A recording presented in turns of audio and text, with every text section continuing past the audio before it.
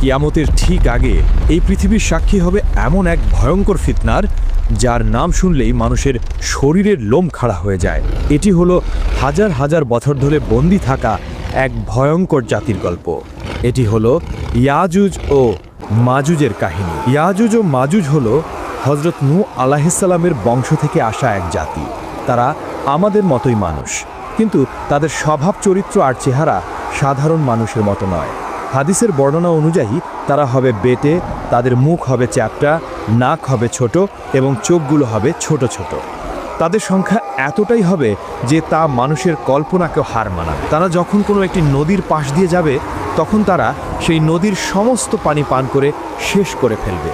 এই জাতি এতটাই ভয়ঙ্কর হবে, একটা নদীর পানিকেও তারা মিনিটের মধ্যে শেষ করে দিতে পারে, নদীকে মরুভূমিতে পরিণত করে দিতে পারে। তাদের প্রধান বৈশিষ্ট্য হলো তাদের সীমাহীন নিষ্ঠুরতা। তারা কোনো এলাকায় ঢুকলে সেখানে প্রাণের কোনো চিহ্ন রাখে না।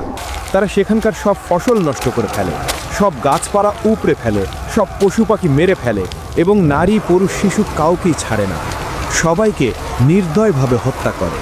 বহু শত বছর আগে বাদশাহ জুলকারনাইন নামে আল্লাহর এক নেককার বান্দা ইয়াজুজ ও মাজুজের অত্যাচার থেকে মানুষকে বাঁচানোর জন্য দুটি পাহাড়ের মাঝখানে লোহা ও তামা গলিয়ে এক শক্ত প্রাচীর তৈরি করে দিয়েছিলেন। সেই দিন থেকে তারা সেই প্রাচীরের ওপারেই বন্দী অবস্থায় আছে। হাজার হাজার বছর ধরে প্রতিদিন সকালে তারা সেই প্রাচীরটি ভাঙার জন্য কঠোর পরিশ্রম করে। দিন শেষে যখন তারা ক্লান্ত হয়ে যায়, দেয়ালটা প্রায় ভেঙে ফেলার মতো পাতলা হয়ে যায়, তখন তাদের সর্দার বলে, আজকের মতো থামো, বাকি কাজটা আমরা আগামীকাল এসে শেষ করব। কিন্তু আল্লাহর ইচ্ছায় পরের দিন সকালে যখন তারা ফিরে আসে, তখন তারা দেখে দেয়ালটা আবার আগের মতোই মজবুত আর মোটা হয়ে গেছে। তখন তারা আবার দেয়ালটাকে ভাঙার জন্য লেগে যায়। এভাবেই চলছে দিনের পর দিন, বছরের পর বছর, কিন্তু দেয়ালটা ভেঙে তারা বাইরে আসতে পারে না। কিন্তু কিয়ামতের ঠিক আগে যখন পৃথিবীতে হযরত ঈসা আলাইহিসসালাম আসবেন এবং দাজ্জালকে হত্যা করবেন, ঠিক সেই সময়েই আল্লাহ ইয়াজুজ ও মাজুজকে মুক্তি করবেন। সেদিনও তার আগের মতোই সারাদিন ধরে দেয়ালটা ভাঙতে থাকবে। দিন শেষে যখন দেয়ালটা প্রায় ভেঙে পড়ার মতো অবস্থায় চলে আসবে, তখন তাদের সর্দার হয়তো আল্লাহর ইচ্ছাতেই বলে উঠবে, আজকের মতো এখানেই থামো, ইনশাল্লাহ বাকি কাজটা আমরা আগামীকাল এসে শেষ করব। সেই একটা মাত্র শব্দ ইনশাআল্লাহ তাদের হাজার হাজার বছরের চেষ্টাকে সফল করে দেবে। পরের দিন সকালে যখন তারা ফিরে আসবে, তখন তারা দেখবে দেয়ালটা ঠিক তেমনই ভাঙা অবস্থায় আছে। এরপর তারা এক ধাক্কাতেই সেই দেয়ালটা ভেঙে ফেলবে এবং কোটি কোটি ইয়াজুজ ও মাজুজ বন্যার পানির মতো তীব্র গতিতে সারা পৃথিবীতে ছড়িয়ে পড়বে। তাদের আগমনের সাথে সাথেই পৃথিবীতে শুরু হবে এক চরম বিপর্যয়, এক ভয়ঙ্কর দৃশ্য। তারা যখন উঁচু ভূমি থেকে দল ভেদে নামতে থাকবে, তখন মনে হবে যেন পাহাড়ের উপর থেকে এক বিশাল কালো সমুদ্রের ঢেউ নেমে আসছে। তাদের চিৎকারে আর পায়ের শব্দে মাটি কাঁপতে থাকবে। তারা তাদের যাত্রাপথে যা কিছু পাবে সব কিছু ধ্বংস করে দেবে। সবুজ ফসলের মাঠ তাদের পায়ের নিচে পিষে ধুলোয় মিশে যাবে। ফলের বাগানগুলো তারা উপড়ে ফেলবে। শহরের পর শহর তারা জ্বালিয়ে পুড়িয়ে ছারখার করে দেবে। তারা যখন জেরুজালেমের তাবারিয়া নদীর পাশ দিয়ে যাবে, তখন তারা সেই নদীর সমস্ত পানি পান করে শেষ করে ফেলবে। নদীটা একদম শুকিয়ে মরুভূমির মতো হয়ে যাবে। কিছুক্ষণ পর যখন তাদের শেষ দলটি সেই শুকনো জায়গার পাশ দিয়ে যাবে, তখন তারা একে অপরকে বলবে, হয়তো কোনো এক সময় এখানে পানি ছিল। পৃথিবীর মানুষ ভয়ে আতঙ্কে দিশাহারা হয়ে যাবে। তারা নিজেদের ঘর বাড়ি ছেড়ে পাহাড়ের গুহায় এবং জঙ্গলে গিয়ে আশ্রয় নেয়ার জন্য ছুটতে থাকবে। কিন্তু ইয়াজুজ ও মাজুজের হাত থেকে পালানো প্রায় অসম্ভব হবে।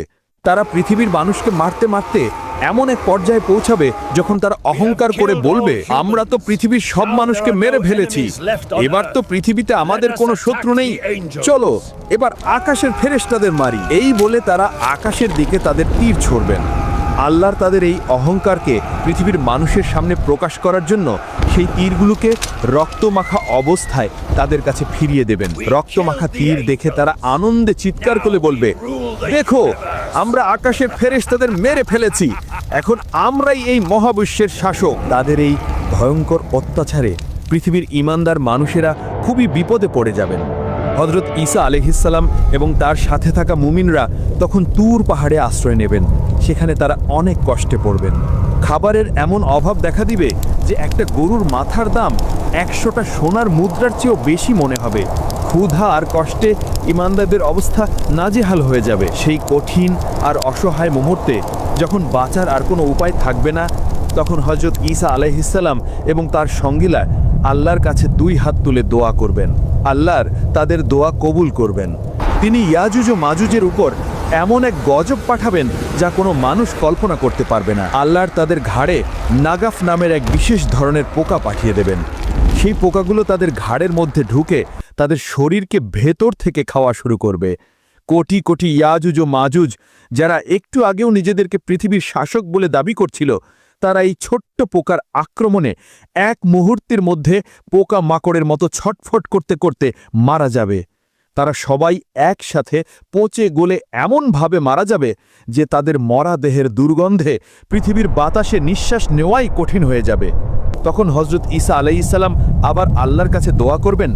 আল্লাহ তখন উটের ঘাড়ের মতো বিশাল বিশাল পাখি পাঠাবেন। সেই পাখিরা ইয়াজুজ ও মাজুজের কোটি কোটি লাশ তুলে নিয়ে আল্লাহ যেখানে চাইবেন সেখানে ফেলে দিয়ে আসবেন।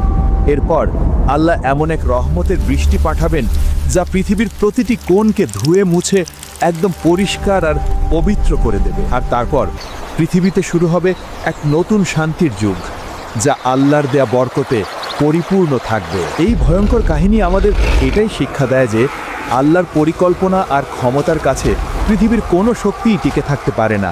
আর ঈমানদারদের জন্য আল্লাহর সাহায্য সব সময় প্রস্তুত, যদি তারা ধৈর্যের সাথে তার কাছে সাহায্য চায়। ইয়াজুজ ও মাজুজের এই কাহিনী যদি আপনার ঈমানকে শক্তিশালী করে থাকে, তাহলে ভিডিওটিতে একটি লাইক দিন এবং আপনার প্রিয়জনদের সাথে শেয়ার করে এই গুরুত্বপূর্ণ জ্ঞানটি ছড়িয়ে দিন। আমাদের চ্যানেলটি সাবস্ক্রাইব করে ইসলামের এমন আরও মহর্তিময় এবং শিক্ষণীয় কাহিনী জানার জন্য আমাদের সাথেই থাকুন।